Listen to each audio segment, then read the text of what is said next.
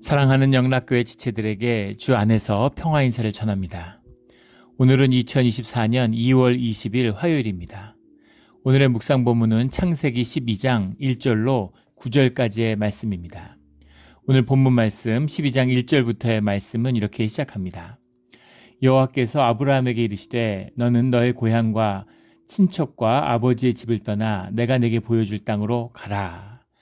아브라함을 부르시는 우리가 성경에서 너무나 많은 가장 많이 다뤄지는 본문 가운데 하나죠. 아브라함을 부르시는 사건이고 또 우리 기독교의 역사의 시작이고 신앙의 시작입니다. 믿음의 역사, 신앙의 역사를 시작하는 그 첫 부르심, 그것이 이제 아브라함에게서 시작되고 있는 것이죠. 노아 이후 세상이 이제 타락하고 부패하기 때문에 주님이 노아의 심판을, 방주의 심판을 내리셨는데 노아 이후에도 역시 죄의 문제, 그 아담의 그 불순종에서 비롯된 그 죄성의 문제에서 사람들이 여전히 부패하고 타락하는 것을 면할 수 없죠. 하지만 다시는 그 홍수의 심판을 내리지 않겠다고 약속하신 주님이 새로운 구속과 은혜의 역사를 시작하시는 겁니다. 노아를 부르신 것처럼 아브라함을 부르심으로 새로운 구속의 역사를 시작하는 것이죠. 여호와께서, 여호와라는 이름이 나와요. 우리 창세기 전반부에 가면 엘로힘과 야훼라는 말이 번갈아 나옵니다. 그래서 하나님이 어떨 때는 엘로힘이라고 그러시고 어떨 때는 야훼라고 그러시고, 야훼라는 말이 이제 하바흐라는 말에서 왔는데, 하바흐라는 말이 이제 영어로 하면 become 이런 겁니다. 관계를 세운다, 무엇을 만든다, 이런 구속의 의미가 들어있죠. 그래서 여호와 하나님의 역사라는 것은 주님이 우리와 관계를 맺으시는, 우리와의 관계를 세워나가시는 구속의 역사의 시작이다. 구속의 의미의 시작이다. 이렇게 볼 수 있겠죠. 근데 그 시작은 무엇이냐면 고향 친척과 아버지의 집을 떠나는 겁니다. 단순한 물리적인 집이 아니라 살아온 환경, 자신의 경험, 그런 모든 것에서 자기를 묶고 있는 모든 경험을 떠나는 것이죠. 그가 떠날 때 나이가 오늘 본문에 보면 75세라고 나오죠. 4절에 보면 아브라함이 하란을 떠날 때 75세였더라 이렇게 나옵니다. 75세라고 하면은 모세도 80세 주님의 부르심을 받았지만 175세까지 산 아브라함의 나이를 감안하더라도 중년을 넘어서는 나이죠.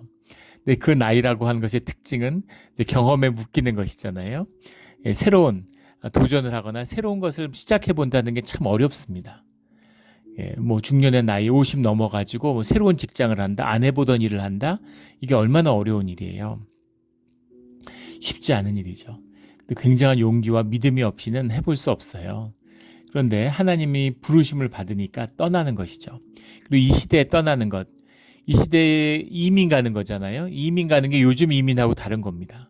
이때는 가는 길도 험하고 아마 사람들은 한 500km 정도, 하란 땅에서 가나안 땅까지 내려가려면, 베델이 있는 지역까지 내려가려면 500km 가까이 된다고 그래요. 그 시대에 500km를 간다는 건 지금 5,000km, 10,000km 가는 것보다 더 멀리 가는 겁니다. 걸어서 가는 거잖아요. 거기다가 무슨 치안이 있습니까? 여권이 있습니까? 도로가 있습니까? 그 정말 목숨 거는 거예요. 도적을 만나서 길에 죽었다고 누가 알겠어요. 그러니까 이런 굉장한 모험입니다. 그 모험을 75세의 나이에 노고를 이끌고 이 모험을 떠날 수 있다는 것 자체가 아브라함이 주님이 주시는 믿음과 확신이 없이는 절대 움직일 수 없겠죠. 주님을 믿기 때문에, 주님을 신뢰하기 때문에 떠날 수 있는 것이죠. 이게 믿음이에요. 정말 쉽지 않은 것입니다. 그리고 고향 친척과 아버지의 집을 떠났기 때문에 주님이 인도하시는, 주님과 교제하는 길을 걸어갈 수 있는 것이죠. 그 영향하에 묶여 있잖아요. 그 영향을 받았잖아요. 저도 이제 그런 생각을 하게 됩니다. 저도 이제 유학을 와서 이민교회를 다니면서 주님을 영접하게 됐는데, 제가 처음으로 교회 다녔어요. 저희 집에서. 근데 주님의 부르심이었구나, 인도하심이었구나. 물론 주님의 부르심 때문에 유학을 간 건 아니었지만, 이민교회 가서, 이제 이민교회에서 살다가 주님을 영접하게 됐습니다. 하지만 길게 보면 주님의 부르심이었구나, 주님의 구속의 역사의 시작이었구나라는 걸 보게 됩니다. 그 한국에 살았으면 주님을 영접하기 어려웠을 것 같아요. 정말 쉽지 않았을 것 같습니다. 전 특히나 동양 철학 공부했고, 우리 이제 전통적인 것, 그런 거에 굉장히 깊이 묶여 있었던 사람입니다. 또 굉장히 경험에 묶이고 단순 반복 이런 것에 능한 스타일이에요. 예. 그런데 이제 그것을 떠날 수 있었던 것, 이게 주님의 은혜인 것이죠. 고향 친척과 아버지의 집을 떠나야 되는 겁니다. 그래야 주님의 역사가 시작되는 것이죠. 고향 친척 아버지가 상징한 우리의 경험, 예, 교회도 마찬가지죠. 교회 생활 오래 하다 보면 뭐 교회가 그렇지 뭐, 교회가 이런 거지 뭐, 사람들은 다 그렇지 뭐, 이렇게 체념하고 타협하게 돼요. 근데 교회는 그런 것이 아니죠. 교회는 이렇지 않습니다. 우리가 교회에 관한 꿈을 가져야 되는 거죠. 그 꿈은 우리의 경험이 아니라 주님의 말씀에서 찾는 것입니다. 주님이 초대교회의 모습을 우리에게 증거해 주시죠. 그런 교회가 동일한 하나님을 믿고 예배하는 우리 가운데 오늘도 함께 할 수 있고 일어날 수 있는 것입니다. 그래서 그 믿음을 가지고 예배 가운데로 나오는 것이죠. 우리 그런 아름다운 주님의 교회로 쓰는 경험을 뛰어넘는 그런 우리 교회가 되기를 예수 그리스도 이름으로 축원합니다. 그게 주님의 부르심의 비밀이에요. 2절에 내가 너로 큰 민족을 이루고 내게 복을 주어 내 이름을 창대하게 하리니 너는 복이 될지라. 2절 3절의 말씀이 주님의 약속이죠. 구원과 축복의 약속입니다. 너로 큰 민족을 이루고 내게 복을 주어 내 이름을 창대하게 하리니 너는 복이 될지라. 너는 복이 된다라는 말이 도대체 무슨 말일까에 대한 이제 여러 가지 역사적인 주석과 해석들이 있습니다. 복을 주시길 원하고 복을 주시는데 그 복에는 물론 사람들이 많이 기대하는 재물이나 물질의 풍족 이런 것도 들어있습니다. 이 시대의 사람들에겐 더 말해 뭐하겠어요. 그래서 그런 풍부함, 그런 풍족함을 하나님이 주시는 것이다. 이것도 주님의 주시는 복 중에 한 부분이죠. 전부는 아니지만 부분입니다. 무슨 주님은 영적으로만 축복하지 물질적인 축복을 안 주셔? 말도 안 되는 소리죠. 그 두 가지는 하나입니다. 영과 육이 하나예요. 몸이 깊이 병들었는데 막 영은 너무 건강하고 그런 경우는 없죠. 뭐 불가능한 건 아니겠지만 영이 건강하면 육이 건강하고 또 육이 건강하면 영이 건강해지는 것입니다. 그래서 주님이 우리에게 물질의 필요를 채워주시죠. 물질의 필요를 채워주시는 건 니드를 채워주시는 것이지 원트를 채워주시는 게 아니에요. 우리의 탐욕이나 우리의 욕심을 채워주시는 게 아닙니다. 하지만 우리에게 풍족하게 필요할 것을 아시고 그걸 채워주시는 주님의 복이 함께하는 것이죠. 그리고 영적인 축복을 주고 우리의 생명력, 우리의 생명을 왕성하게 하시는 축복도 동시에 주시는 것이죠. 그리고 또 하나는 축복의 기준, 여러 가지 견해들인데 다 맞아요. 또 축복의 기준이 되는 것이다. 아브라함이 하나님과 동행하면서 여호와 하나님과 동행하면서 받았던 주님이 주시는 그 모든 축복, 주님이 주신 축복은 이런 것이구나 하는 것에 대한 기준이 되는 그런 축복의 기준이 된다. 너는 복이 될지라라는 아브라함의 복이 복의 기준이다라는 거죠. 복의 시작이고 그러니까 그것도 맞습니다. 그리고 주님과 깊이 교제하고 관계를 맺어가고 세워가는 것이다. 이렇게도 이야기하는데 그것도 맞습니다. 주님과 교제하고 아브라함이 친밀한, 심지어 뒤에 가면 소돔과 고모라를 멸하실 때 그럴 때 주님과 얘기하잖아요. 의인이 10명이 있으면 50명이 있으면 40명이 있으면 30명이 있으면 세상에 누가 그런 것을 주님과 밀고 당길 수 있겠습니까? 상상이 되는 모습이에요. 그런데 아브라함은 그런 깊은 관계와 교제를 나누는 그런 아브라함이었다는 것이죠. 아버지와 아들이 교제하죠. 우리 하도 권위적인 가부장적인 문화에서 자라가지고 교제한다 그러면 뭐 똑같고 맞먹는 것으로 알아요. 그렇지 않습니다. 교제라는 건 인격의 교제죠. 지위와 위치가 어떻건 힘과 파워가 어떻든 인격적으로 교제할 수 있는 것이에요. 물론 그 교제의 주도는 주님이 하시는 것이죠. 그러나 주님이 우리의 음성을 들으시고 또 우리가 주님의 음성을 듣고 교제해가는 그 비밀이 있는 거죠. 그것이 또한 우리의 삶에 주어진 가장 큰 축복 중에 하나라는 것을 우리가 너무나 잘 압니다. 테레사 수녀가 예전에 이제 그 인도에서 이렇게 봉사할 때 나중에 노벨상 받으면서 유명해지셨잖아요. 그래서 이제 그 아침에 새벽 기도를 하고 나오면 사람들이 이제 테레사 수녀를 한번 만나려고 막 관광객들도 와 있고 순례자들도 와 있고 잔뜩 앞에서 기다리고 있다는 거예요. 동네 사람들도 와가지고 수녀님 오늘은 주님이 뭐라고 말씀하셨습니까? 그러니까 무슨 점장이도 아니고 무슨 무당도 아니고 근데 사람들이 그런 마음이 있는 거죠. 주님의 음성을 듣고 싶은 거죠. 그래서 주님은 무슨 말씀을 오늘 아침에 무슨 말씀을 하셨습니까? 이렇게 물어보면 수녀님이 웃으면서 오늘 주님은 아무 말씀도 안 하셨다고 그렇게 얘기한다는 거예요. 그러면 수녀님은 무슨 말씀을 하셨냐고, 수녀님은 뭐라고 주님에게 말씀드렸냐고, 그래서 저도 아무 말 안 했다고 이렇게 얘기한다는 거죠. 그러면은 뭘 하셨냐고, 기도에 들어가서 뭘 하셨냐고. 그래서 주님이 아무 말씀 안 하고 계시니까 저도 아무 말씀 안 하고 그냥 있었다고. 그래서 그 시간이 좋았다고 이렇게 얘기하는 거죠. 이것이 기도입니다. 기도예요. 뭔가 자꾸 이렇게 자극을, 그런 적도 있었죠. 또 뭐 그렇게 시작하는 거죠. 예전에 이렇게 기도하다 보면 뭔가 이렇게 머리가, 이렇게 뇌가 지릿지릿하는 것 같은, 전기가 통하는 것 같은, 이렇게 척추를 따라서, 등골을 따라서 전기가 내려가는 그런 느낌이 올 때가 있습니다.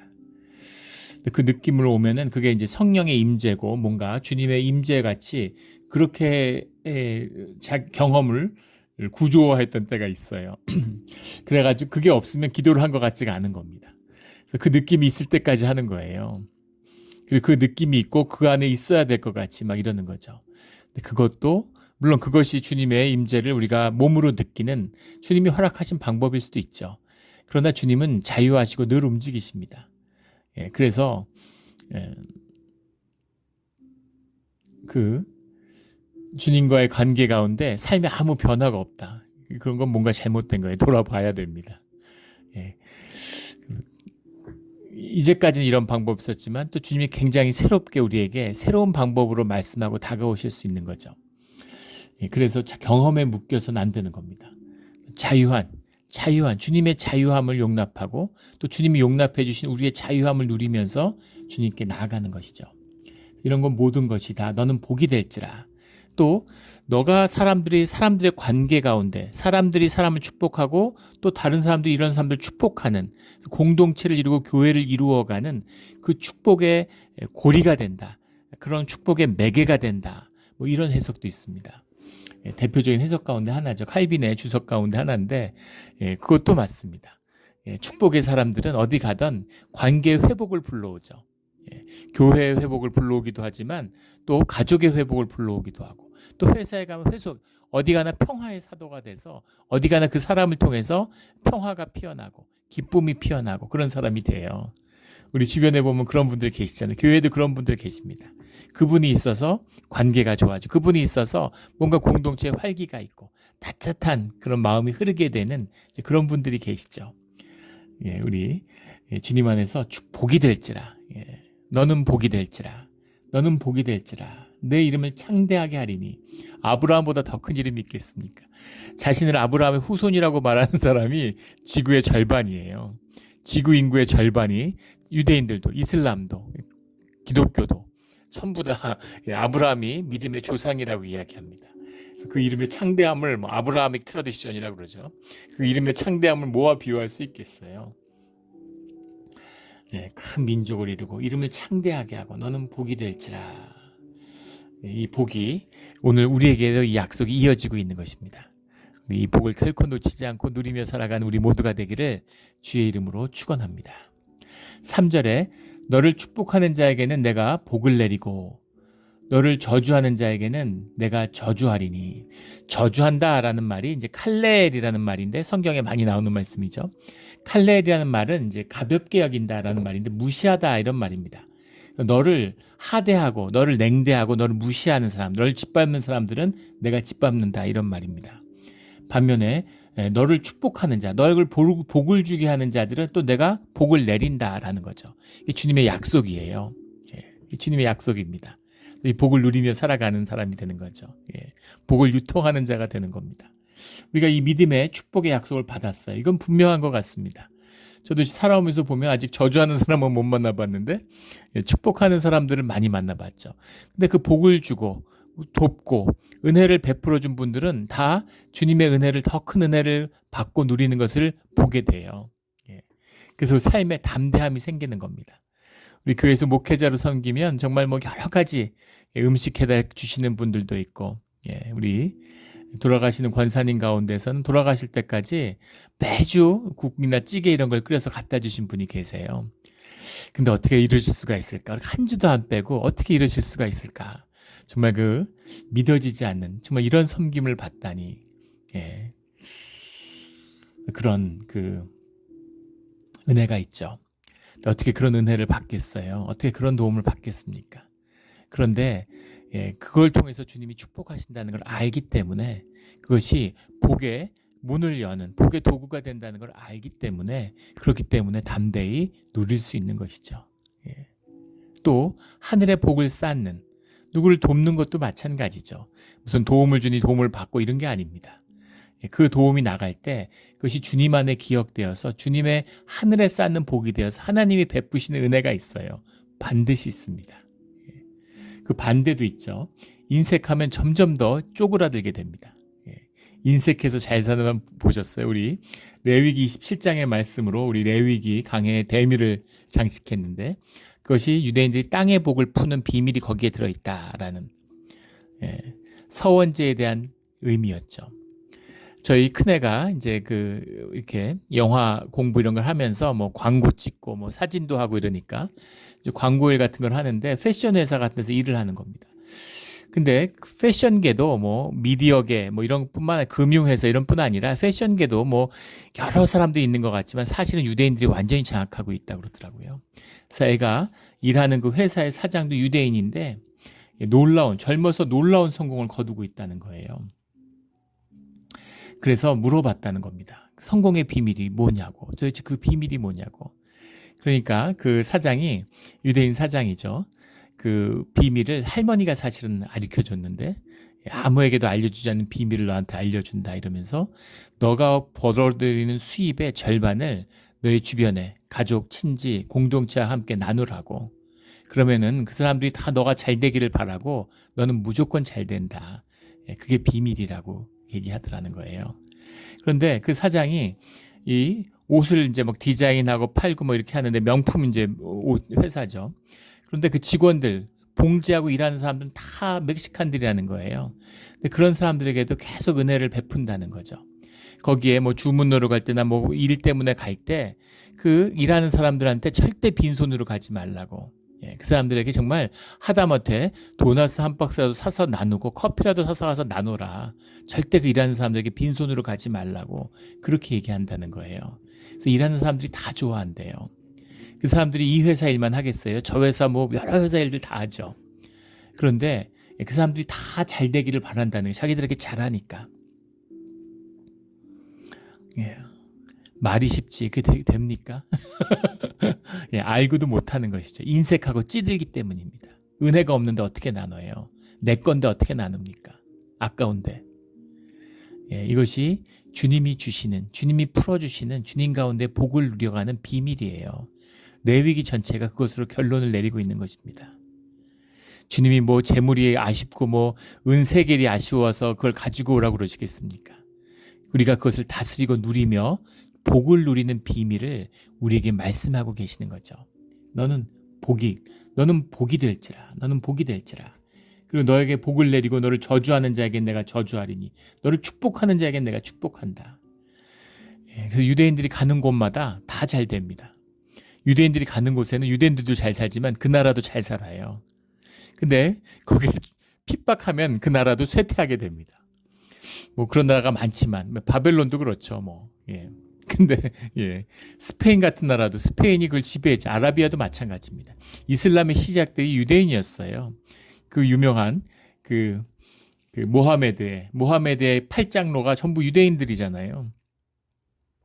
스페인에서 스페인 경제가 절정에 달하고 있을 때 유대인들이었습니다. 근데 그 유대인들을 핍박해서 쫓겨났는데 유대인들이 네덜란드로 쫓겨갔죠. 근데 그 네덜란드가 또 세계의 경제 중심이 되죠. 그 사람들이 쫓겨나가지고 영국으로 갔는데 또 영국이 경제의 중심이 됩니다. 또 그들이 쫓겨나서 미국으로 왔는데 미국이 세계의 중심 국가가 됐죠. 유대인들이 경제를 지배하고 있어요. 이것이 땅의 복을 나누는 비밀입니다. 땅의 복만 나눠도 그렇게 풍성한데 하늘의 복을 약속받은 우리 크리스찬은 더 말해 뭐하겠습니까? 하늘의 복은커녕 땅의 복도 못 누리는 그런 모습인 것이죠. 우리 아브라함의 축복이 오늘 우리에게 축복이 되기를, 이 축복과 구속의 약속을 영영히 누리는 우리 모두가 되기를 주의 이름으로 축원합니다.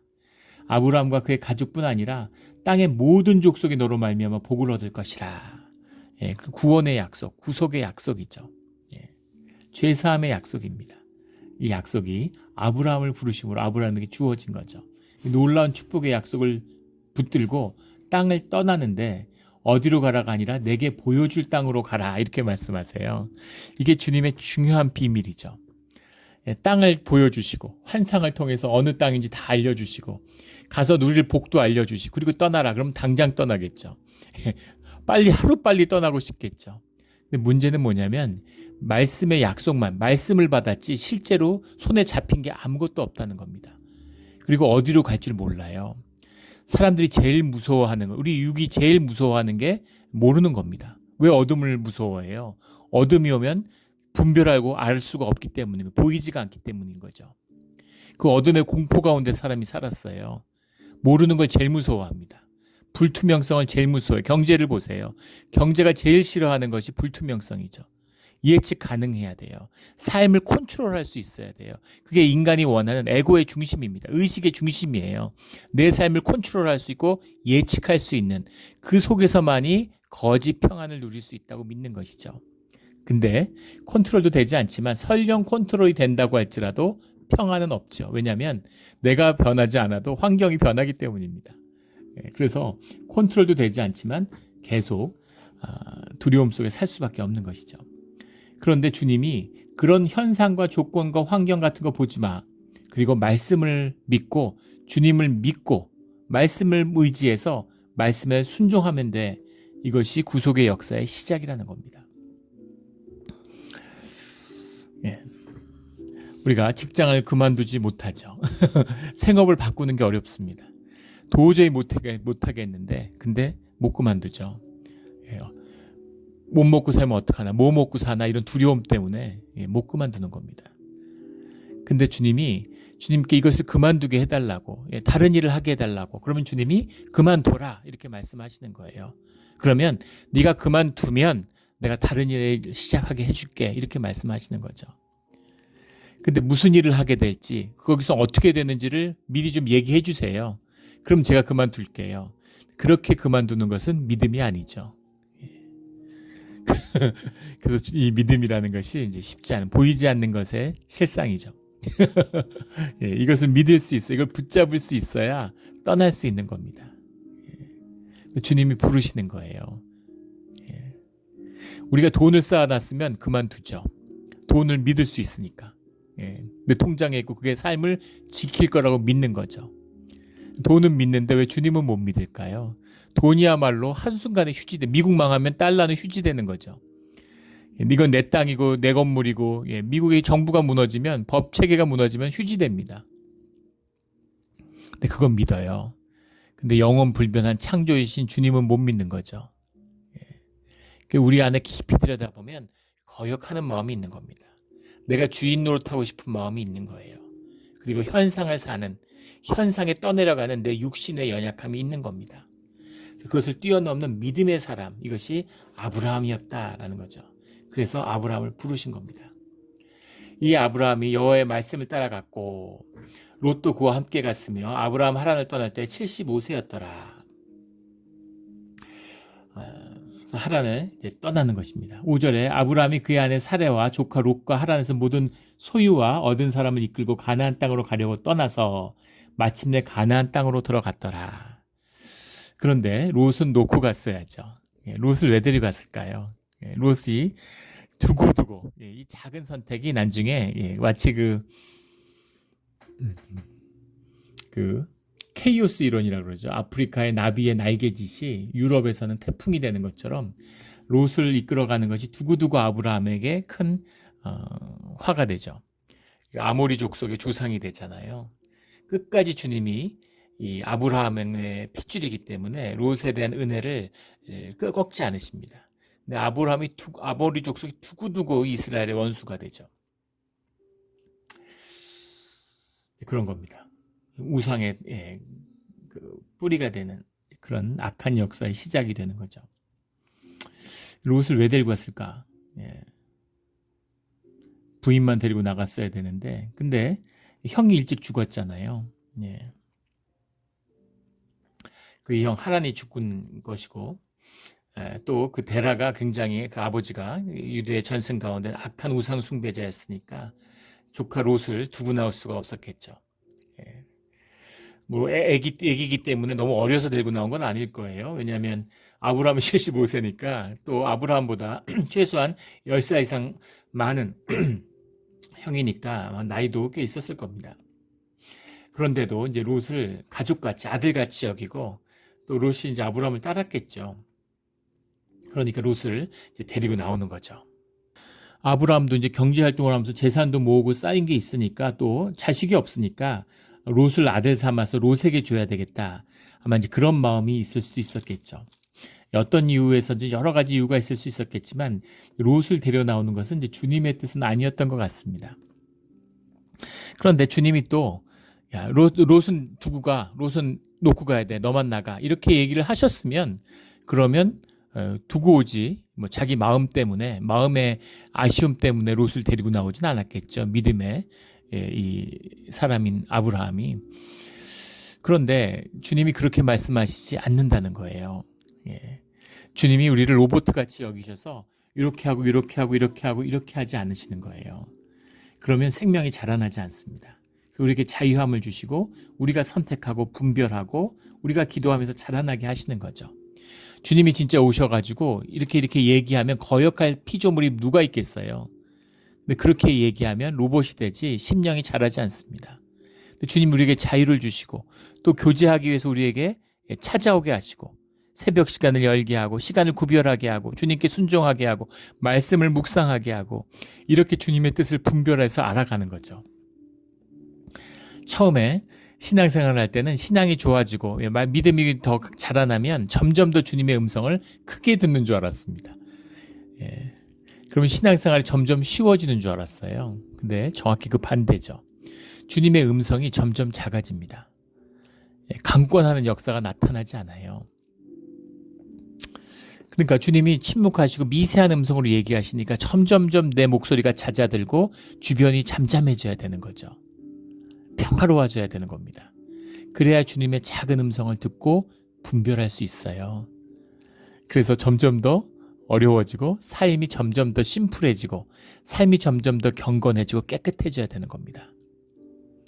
처음에 교회 나오면 어떤 모습이든 주님이 다 환영해 주세요. 우리 예전에 그런 분이 있었는데 예. 술이 만취돼가지고 교회에 와서 장의자에 누워 계세요. 술이 취하셨으면 집에 그냥 가시지 왜 교회에 오셨냐 그러면 예, 하나님 보러 왔는데 하나님이 그렇게 교회에 오면 기뻐하신다고. 예, 하나님이 기뻐하시니까 그게 너무 좋아가지고 집에 그냥 갈까 하다가도 이렇게 예배당에 오신다는 거예요. 예, 주님이 기뻐하시는 거겠죠. 예. 그래서 술도 만취돼가지고 막 기절할 때까지 마셨는데 교회 와야 되니까 술도 좀 줄인다고 소주 3병 먹다가 1병만 먹고 오는 거죠. 주님이 기뻐하십니다. 그런데 나중에 가면 술이 아니라 술의 병만 생각하는 그 모습도 주님이 기뻐하지 않으세요. 그런 때가 오는 것이죠. 그런 때가 오면 술을 끊는 겁니다. 무슨 율법이고 술을 끊어야 되고 뭐 성경에 술 끊으라는 말이 있네 없네 뭐 취하지 말라고 그랬지 술 먹지 말란 말이 어디 있냐 뭐 그런 거는 주님을 모르는 사람들이 하는 소리예요. 주님을 알아갈 때 그 신앙이 자라나길 때 우리가 애들 키울 때 그러잖아요. 어릴 때 애 손 꼭 잡고 있고 애들 막 야단 맞잖아요. 근데 어른이 되면 야단 맞습니까? 야단 맞을 일이 없죠. 우리 큰애도 둘째도 큰애가 처음 18살이 되던 때 이제 어른이 됐기 때문에 어른 대접을 해줘야죠. 그래서 이제는 잔소리하고 야단치면 안 되겠다. 야단치지 않기로 결심했습니다. 그런데 이제 학교가 있는데 일주일 와 있어요. 그래도 마음에 안 드는 게 있죠. 물병이 마시다 만 게 한 6개 됩니다. 5, 6개가 여기저기 있어요. 한마디 하고 싶죠. 그런데 한마디도 안 합니다. 뭐 물론 일주일 와 있는데 뭐 그런 소리 뭐하러 하나 그리고 내가 정리하면 되지 이제 이런 거죠. 그런데 또 어른이기 때문에 어른 대접을 해줘야 되는 거예요. 그런데 또 시간이 지나면서 또 본인이 자기 삶을 단돌이하고 스스로 살아가게 되는 거죠. 생명이 자라나요. 어른이 되어가는 겁니다. 그렇게 인간의 관계가 그런 것처럼 주님도 우리를 믿음이 자라나게 더 큰 믿음과 더 큰 순종으로 주님 앞에 나오도록 인도해 가신다라는 거죠. 그래서 롯을 데려가는 건 주님의 뜻이 아니지 않았을까 이제 그런 생각을 하는 거죠. 시작이니까 이제 이런 실수도 있는 것이고 모든 것이 협력해서 또 주님의 선을 이루는 겁니다. 또 그런 실수를 주님이 용납하시죠. 그래서 가나안 땅에 가려고 떠나서 마침내 가나안 땅에 들어갔더라. 6절에 아브라함이 그 땅을 지나 세겜 땅 모레 상수리 나무에 이르니 그때 가나안 사람이 그 땅에 거주하였더라. 그 땅에 들어왔는데 어디에 가야 될지 몰라가지고 찾아서 모레 상수리 나무까지 온 거예요. 모레라고 하는 말 자체가 라라는 말에서 온 건데 라라는 말 우리 잘 아는 거 보다라는 뜻이죠. 뭐 깨달는다 이런 뜻도 들어있습니다. 근데 모레라는 것이 이제 뭐 사람 뭐 이름일 수도 있고 뭐 그 점을 보는 땅, 예언자의 땅이었다. 뭐 이렇게도 볼 수 있겠죠. 뭔가 이제 하여간 상서로운 곳인 거예요. 모레가.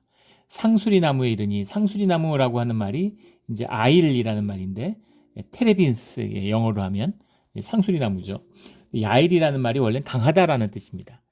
강한 그러니까 이게 예사롭지 않은 예언자의 땅에 있는 강한 나무예요. 이게 이제 신목이라는 걸 알 수 있는 거죠. 계시를 받는 점을 치는 그런 곳입니다. 어딘가 예배를 드려야 될 것 같아요. 어딘가 왔는데 주님께 제사를 드리고 싶은 거예요. 믿음으로 왔는데 이거 500km인데 정말 뭐 아슬아슬한 순간들이 있었겠죠.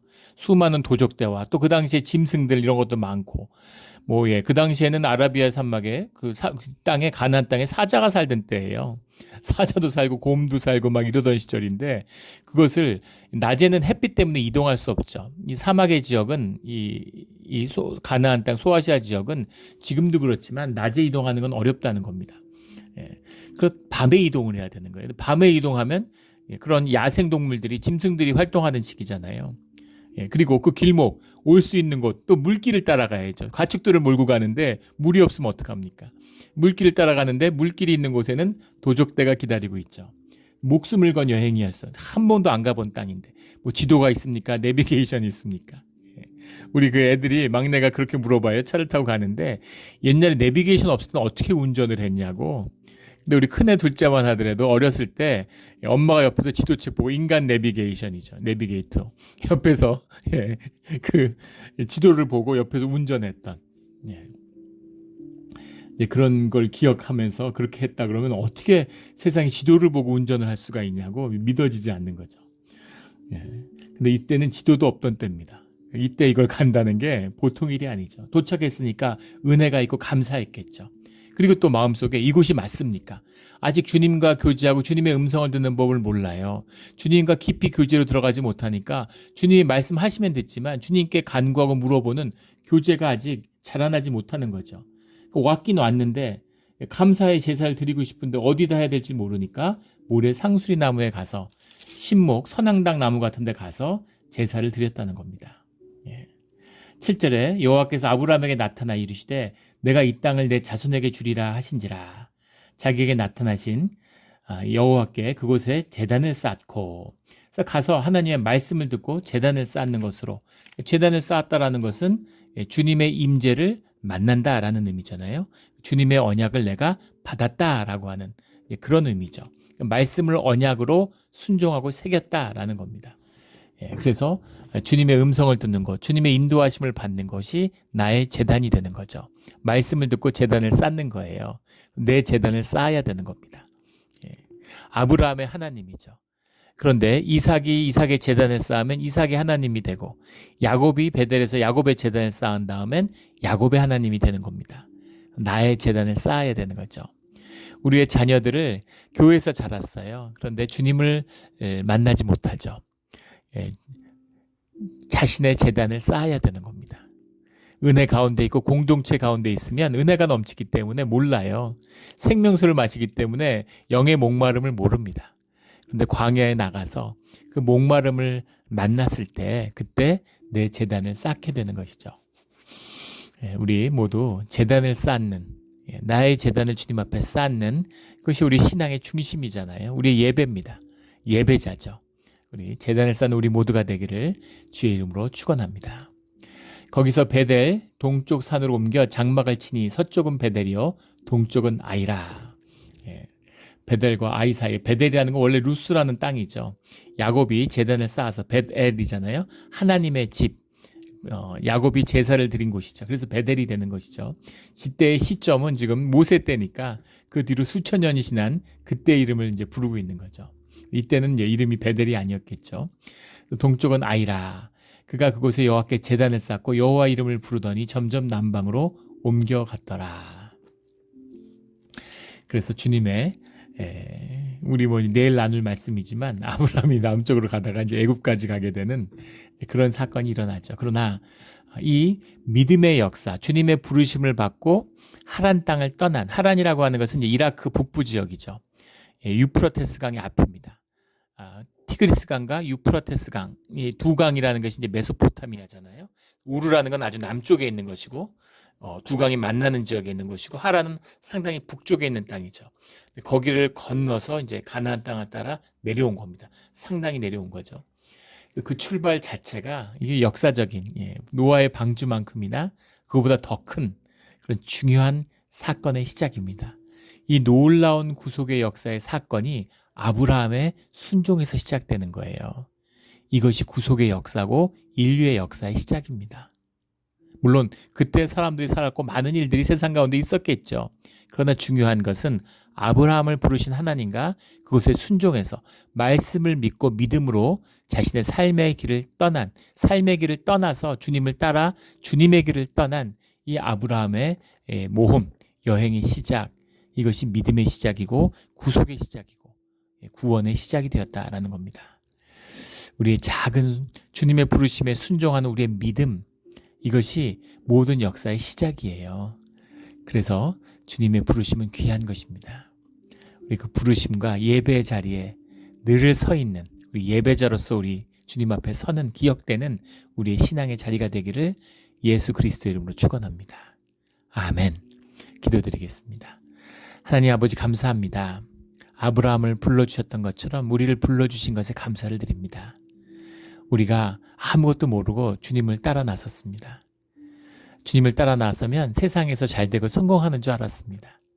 그러나 그것을 뛰어넘는 우리가 상상할 수도 없는 큰 축복과 구원이 우리 안에 있음을 보게 하여 주시니 감사합니다. 우리를 더 많이 볼 수 있게 해주시고 더 많이 깨닫게 하시고 그보다 더 중요한 믿음으로 주님께 순종하는 삶으로 나아가게 하여 주시옵소서. 감사합니다. 감사합니다. 주님이 주신 복의 약속을 붙들며 누리며 살아가는 또 우리가 되게 하여 주시옵소서. 감사하며 예수 그리스도 이름으로 기도드렸습니다. 아멘.